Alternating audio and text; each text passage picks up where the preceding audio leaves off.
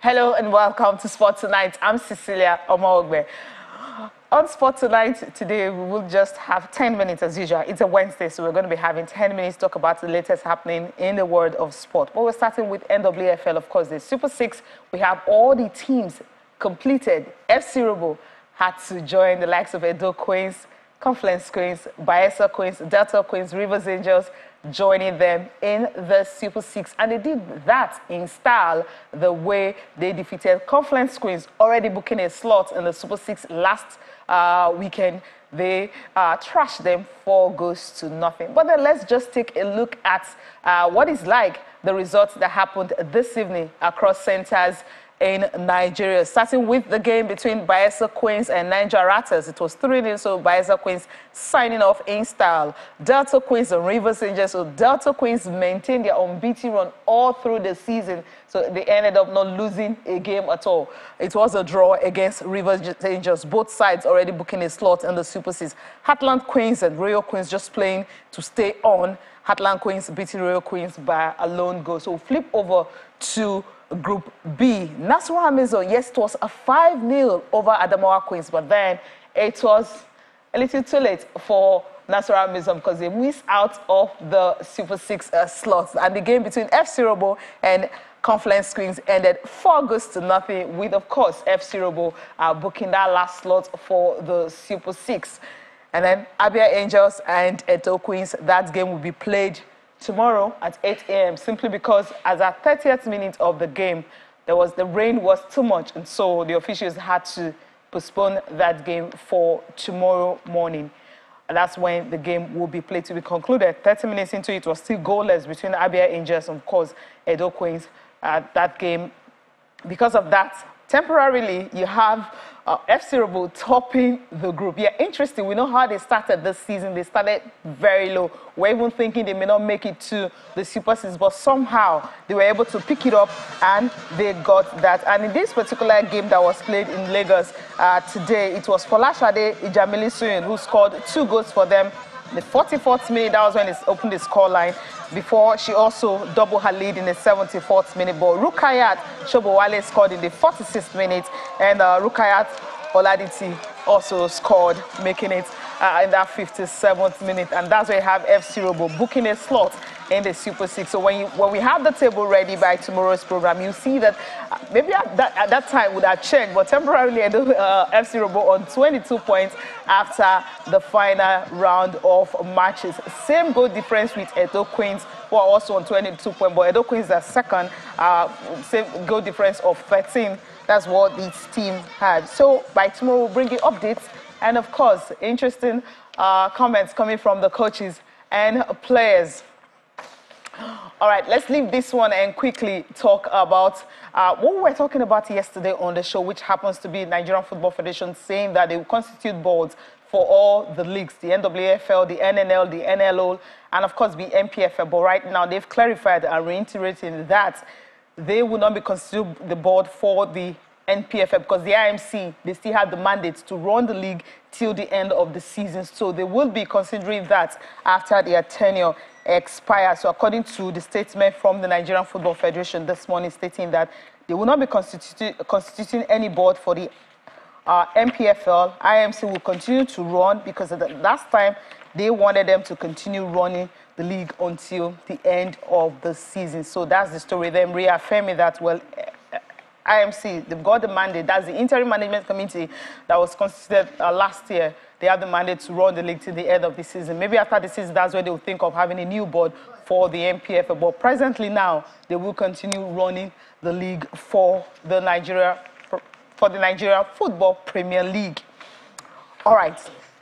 Now, the story earlier today, which happens to be the floodlight at the National Stadium, Surulere. Luckily, no lives were lost because we're happy that it was raining. And then the floodlights, or one of the floodlight poles right there at the National Stadium in Lagos, Surulere, actually collapsed. That's after a heavy downpour this morning. And according to reports, no injuries, no casualties or anything was recorded. This is simply because it was raining and no vehicular movement at that time. So people were not there. I mean, that's what we have to thank God for. No one was around because of the rain. As a result, no casualties recorded. But it's just one floodlight post that actually collapsed at the National Stadium this morning. And recall that just 2 weeks ago, the sports minister actually visited the stadium when he was talking about how they intend to refurbish it, and a number of amounts of money that was quoted that they will be using to do that. So it's going to take a long time, more than 8 months, for them to be able to fix it, because according to the damage that's been done to the stadium, it's been let for a long time. They will spend so much money to be able to refurbish the stadium and make it what it used to be in the time past. Remember when it was actually opened in 1972. It hosted the All-African Games 1973, and not just that, the 1980 Africa Cup of Nations, and also in 2000, Africa Cup of Nations. It also co-hosted with Ghana. And remember, on the 17th FIFA World Cup, this stadium was also part of the facilities that was used during that time. But right now, this stadium, where the state is on, is not something you want to see. But the sport minister said that they are working seriously to ensure that, yes, they will ensure this stadium will be back to its glory days, yeah, so to speak. All right. Let's leave that and go abroad, leaving the home scene now, and talk about Manchester United. And the story with Manchester United is the fact that Marcus Rashford traveled with the team. Remember, he was injured in the game against Everton. And of course, he's not just the only one traveling with the team. You also have Luke Shaw, who was also injured. He also traveled with the team. So it's a big boost for United, who in the Europa League, last time when they played Sevilla, they were 2 goals up. They surrendered 2 goals, and they ended up drawing that game. And that's the reason right now they are kind of happy, because he traveled to Spain with the squad. And he pulled out groin against Everton, as I mentioned earlier. And not just that, Rashford has scored 28 goals this season. And you also have other players who are out of this particular squad. McTominay, he's staying at home due to injury. And we also know that Bruno Fernandes is unavailable because he had to serve that suspension due to the cards he collected. But then they've got Eriksen back and some other players back. But because of that, Sevilla definitely are saying they are not really looking at Marcus Rashford, and they're saying that it's not just a fluke that they were able to come from 2 goals down to draw that game. What they intended to do to show United that, look, the game they played at Old Trafford wasn't due to luck. It was simply because they were the better side.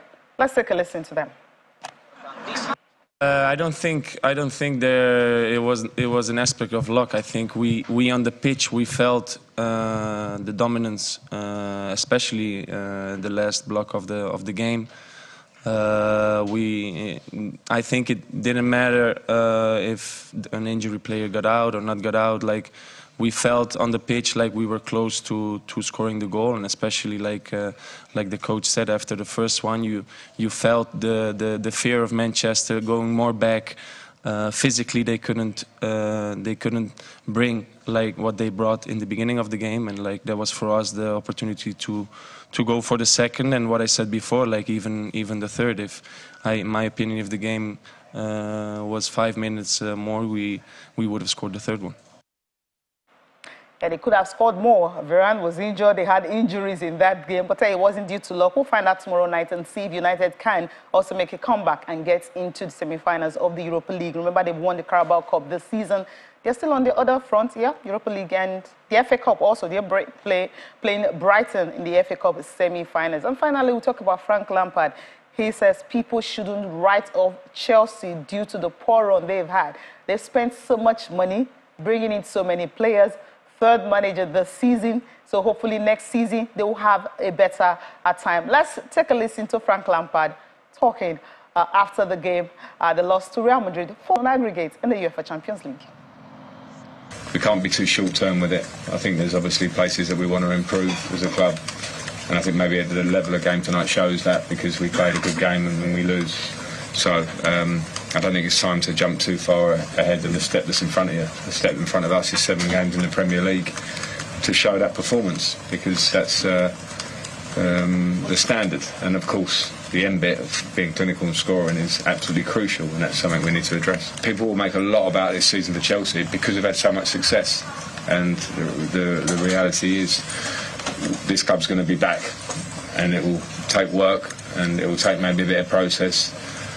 And I think the fans appreciated the performance today. And maybe this season they've had moments where they're not feeling like that. So we have to lash on to that. get results for the end of the season, get performance at the end of the season, and then, okay, go again next year. Thank you so much for watching. I'm Cecilia Mogbe. Have a good night rest.